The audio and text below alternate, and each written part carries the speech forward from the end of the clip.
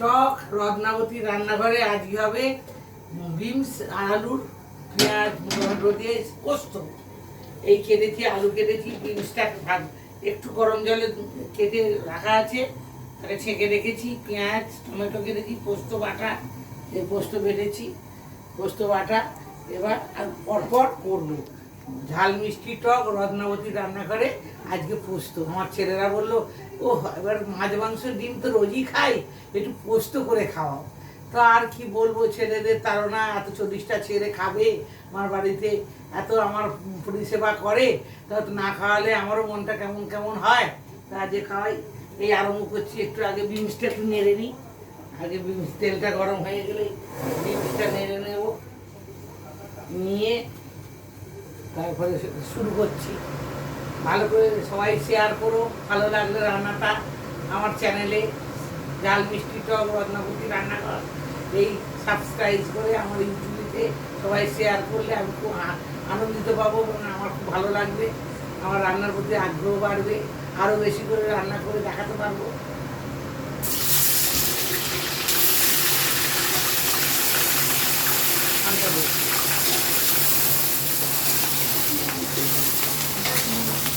নেড়ে নিচ্ছি, নেড়ে নিলে এটা আটা হয়ে গেছে, পরে দিয়ে দেবো।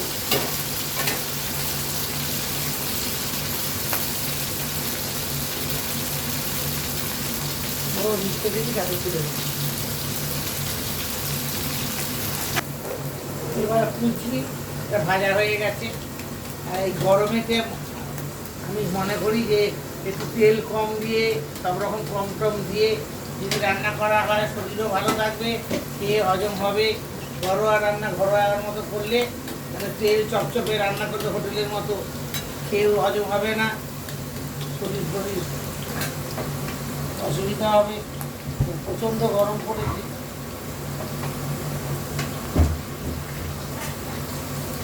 এটা আমি ছেঁকে নিচ্ছি,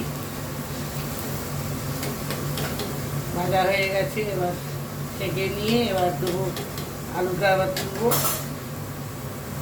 আজকে আলু পোস্ত হচ্ছে। ঘুরিয়ে ফিরিয়ে কত ইচ্ছে হয় আমার ম্যাডামকে দেখলে যে রত্নাবতী রান্নাঘরে এটা খাই ওটা খাই। এখনকার ছেলে তো যে একটু ভালো করে রসিয়ে একটু টেস্ট করে রান্না করলে ভাত খেতে ভালো লাগে।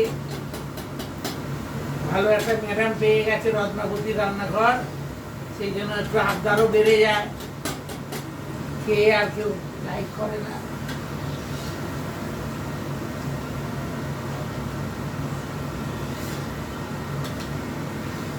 এই যে একটা কালো জিরে দিই, যে কোনো পোস্তর তরকারিতে একটু কালো জিরে পড়লে তার টেস্টটা একটু, ফোড়নটা পড়লে ভালো লাগে।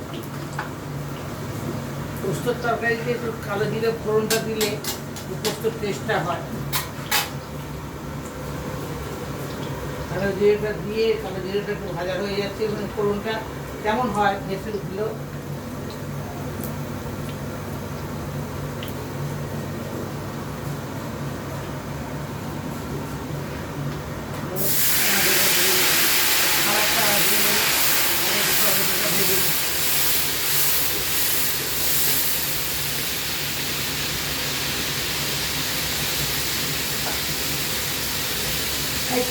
এখানে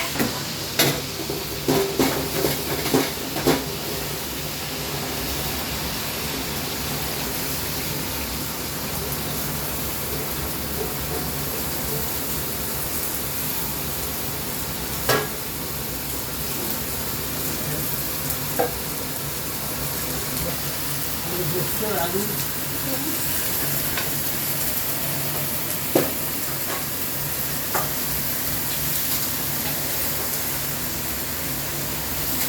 পোস্ততে হলুদ কম দিলে পোস্তর টেস্টটা ভালো লাগে।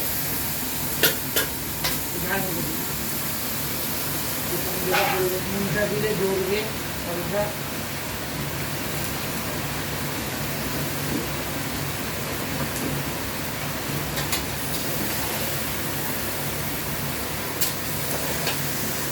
এই মশলা কম দিয়ে ঝাল মিষ্টি টক রত্নাবতী রান্নাঘরে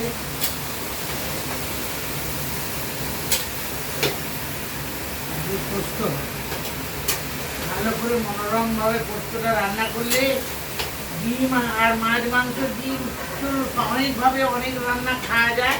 এই পোস্ত টোস্ত ওই গরমের সময় খেলে শরীরও ভালো থাকে আর মুখও চেঞ্জ হয়। আর রিচ খাবারটা খাওয়া হলো না, হালকা খাওয়ার উপরে হলো। টমেটো পড়েছে, আলুটা কষতে কষতে পেঁয়াজ দেওয়া হবে, দিয়ে কষতে কষতে তারপরে তো পুরো লঙ্কা দেবো, কাঁচা লঙ্কা দেবো। পোস্তর সঙ্গে কাঁচা লঙ্কাটা ভালো টেস্ট হয়। হালকা খাবার, ঝাল মিষ্টি সব রত্নাবতী রান্নাঘরে আলু পোস্ত হচ্ছে। যে আলু পোস্ত খেয়ে ছেলেদের মন ভরে যাবে। পোস্তর দাম তো মানুষের থেকে কম না, মাছের থেকে কম না, সব কিছুর থেকে বেশি। সেই জন্য পোস্তটাও ভালো লাগে। মুগের ডাল আর পোস্ত দিয়ে ভাত খেতে হেভি লাগে। আহা, এই ঝাল মিষ্টিটা রত্নাবতী রান্নাঘরে পোস্ত আর মুগের ডাল দিয়ে খেতে হেভি লাগবে। তোমাদেরও ভালো লাগবে, তোমরাও সাবস্ক্রাইব করে আমাকে লাইক করো, আমাকে কমেন্ট করো। আমার রান্না ভালো লাগলে আমারও ভালো লাগবে এবং আমার সাবস্ক্রাইব, আমার চ্যানেলটা বাড়বে, আরও উৎসাহ লাগবে যে আরও করি, আরও কিছু দেখাই। রান্নাটা এই স্টার্ট করেছি বসে।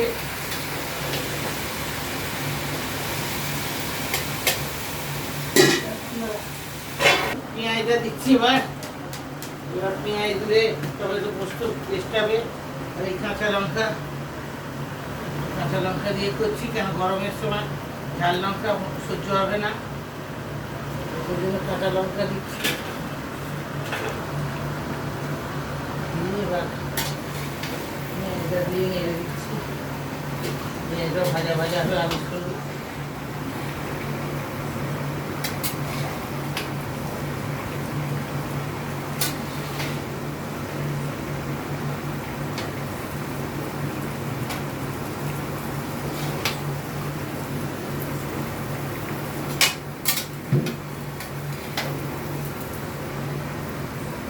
রত্নাবতী রান্নাঘরে পোস্ত হচ্ছে। 50টা ছেলে খাবে, 40টা ছেলে, আর আমরা এদিক ওদিক করে আরো 5-6 জন।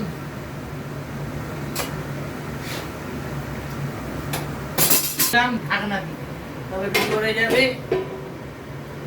ধরে গেলে তারপরে পোস্ত দেবো।